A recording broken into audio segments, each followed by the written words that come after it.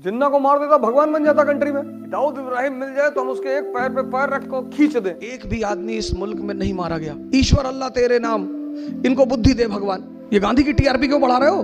अरे भारी भीड़, कोई नहीं बचा सकता था भगत सिंह को। आपने कभी सोचा हम इस आदमी की क्यों इज्जत करते हैं? अगर इन लोगों पर सुनकर आपने राय बनाई,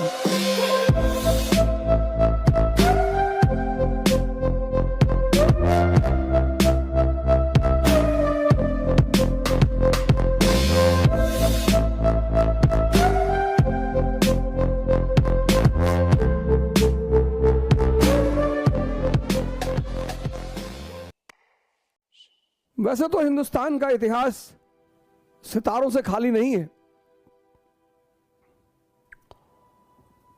और ऐसे ऐसे सितारे हैं जिन्होंने न सिर्फ इस देश, इस समाज, बल्कि पूरी मानवता को एक नई दिशा दी। उन्होंने अपने कामों से, अपने विचारों से लगभग सभी जागृत मानसिकताओं को प्रभावित किया। Awakened mentality, awakened mentality. सबको तो प्रभावित नहीं कर पाए। उनके साथ एक प्रॉब्लम है, ऐसे लोगों के साथ एक प्रॉब्लम है कि वो सिर्फ जागृत मानसिकताओं को प्रभावित कर सकते हैं। बुद्ध, महावीर, दादू, नानक, रैदास, गांधी, भगत सिंह, सुभाष चंद्र बोस और न जाने कितने सारे लोग। और अंबेडकर एक ऐसे व्यक्तित्व हैं, अंबेडकर, गांधी, ये सब ऐसे व्यक्तित्व हैं कि इन पर सुनकर राय ना बनाए। अगर इन लोगों पर सुनकर आपने राय बनाई, जैसे मैं एक बड़ा छोटा सा एग्जांपल आपको देता हूं। गांधी को इतना गाली देते इस देश में इतना लोग गाली देते, इतना।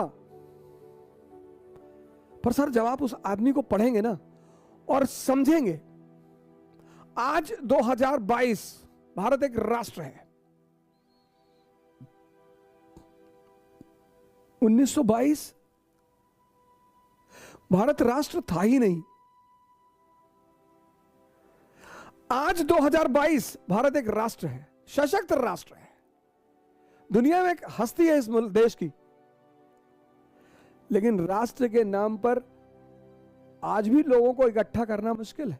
आज जाति के नाम पर लोगों को इकट्ठा करना आसान है, धर्म के नाम पर लोगों को इकट्ठा करना आसान है, क्षेत्र के नाम पर इकट्ठा करना आसान है।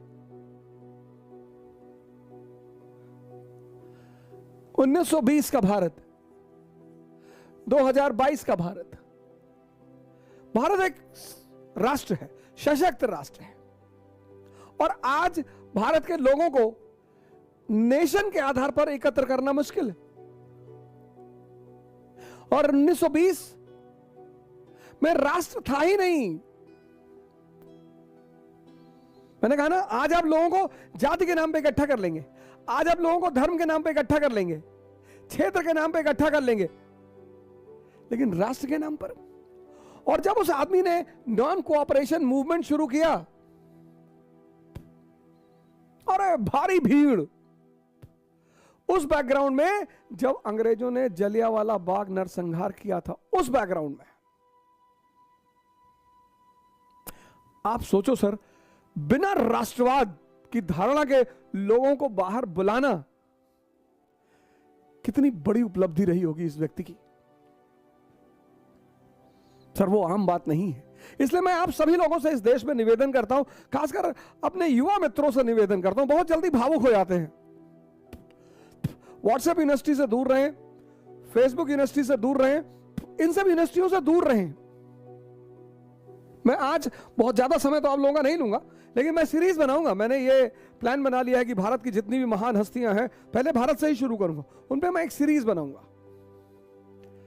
अंबेडकर, गांधी, भगत सिंह, सुभाष चंद्र बोस, पूरी सीरीज। अब उसमें जो भी समय लगे, जब भी शुरू हो, नौजवान क्रांति के अगले हिस्से में यही कहानी चलेगी।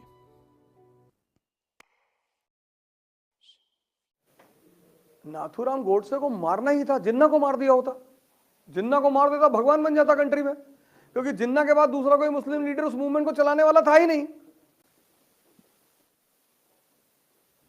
पाकिस्तान बनता ही नहीं।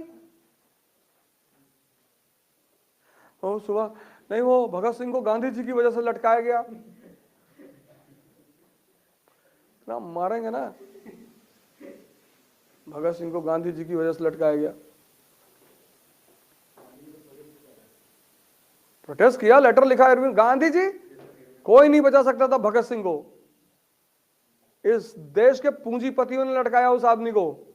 1927 फिक्की, पुरुषोत्तम दास ठाकुर।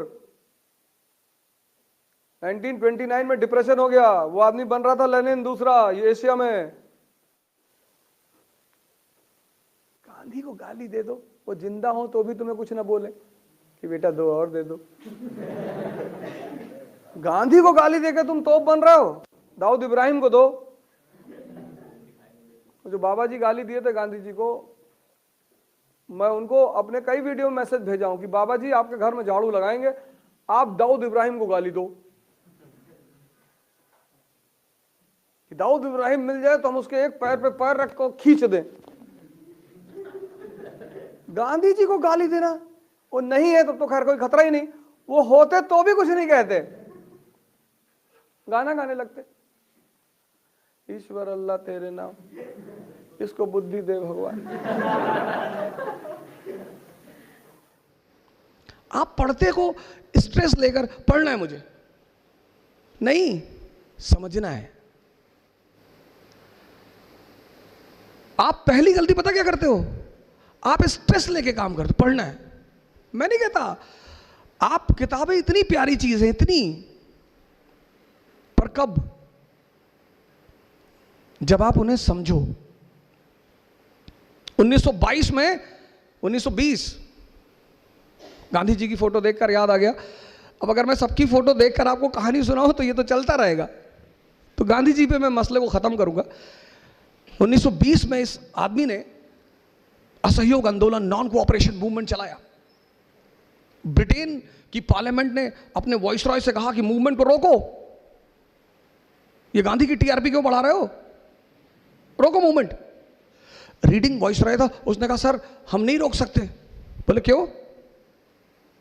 बोले सर ये जो सत्याग्रही है ना, ये भजन गा रहे हैं सर सड़क पे, ईश्वर अल्लाह तेरे नाम, इनको बुद्धि दे भगवान। अब जो आदमी आपके लिए दुआ मांग रहा है, मैं आपके सामने गन लेके खड़ा हूं, आप कह रहे हो कि मालिक इसको सद्बुद्धि दे दे, तो अगर मेरे अंदर इंसान है तो मैं आपका पैर छू लूंगा तुरंत, मारने का सवाल ही नहीं उठता।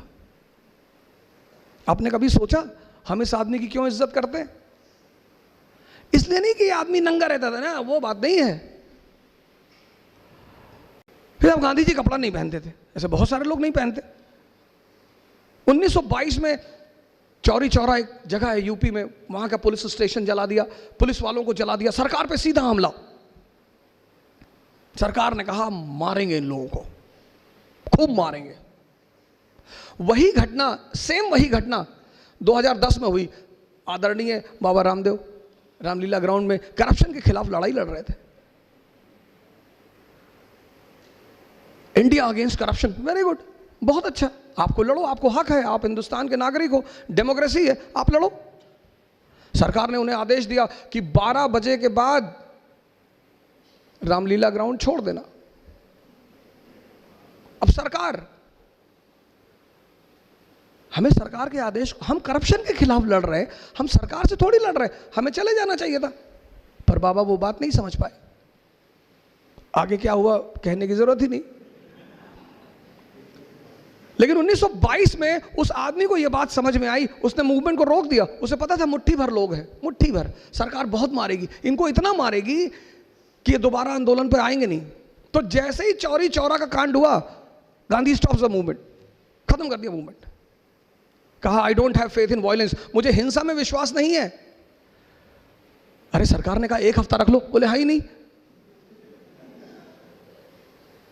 एक भी आदमी इस मुल्क में नहीं मारा गया, महान है वो आदमी। किसी का विरोध करो और वो तुम्हें मार ना पाए। मैसेज पढ़ो किसके लिए? मैसेज के लिए।